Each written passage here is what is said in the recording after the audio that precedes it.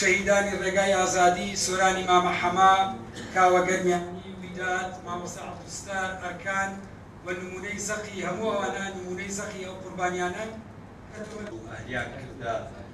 سەرمەشق و یەکێک لە پرسە گرنگەکانی ناو ئەم دانیشتە من پێم وابێ گرنگیدانی ئەمان بەم بابەتە ئەگەڕێتەوە بۆ ئەوەی کە لە ئەنجامە ئێمە دۆخەکەمان لە هەر زۆخێکی میدیایە بێ بەشی کێکەڕێتوانێت بۆ سروشتی سیاسی و ئابووری و کۆمەڵایەتی کۆمەلگا و کۆمەلگای کوردی لە دایکبوونی میدیایانی هەر لە سەرەتاوانێ لە دایکبوونیشی سروشتی نەبوو کارەکانی چێت ئاشکرا بکرێن بۆ هاوکار ئەو جێتی لە چوارچێوەی کارەکانی گروپی پاڵپشتی میدیا و ئازادی ڕادەربڕین لە هەرێمی کوردستان بە بۆنەی ڕۆژی جیهانی ئازادی کاری ڕۆژنامەوانی دیارە تایتڵی گفتوگۆکەمان لە چوارچێوەی ئەو پانێڵەی هەیە بریتە لە ڕۆڵی ڕۆژنامە وەک دەسەڵاتی چوارەم لە هەرێمی کوردستانە بەداخەوە لە کاتێکەمە باز لە ڕۆڵی ڕۆژنامە لە وەکو دەسەڵاتی چوارەم دەکەین تا بە ئێستا لە هەرێمی کوردستانە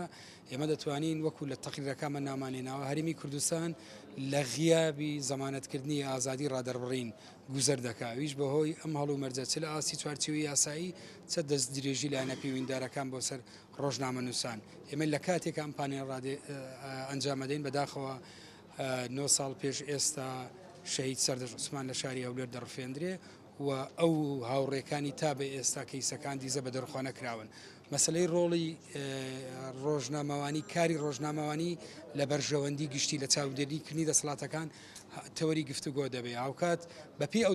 ئەو داتانی لە بەردەستی ئێمەیە بە بەراورد لە مابینی 2010 بۆ 2017 بەداخەوە ڕێژەی پێشێرکاریەکان لە بەرزبوونەوەدایە.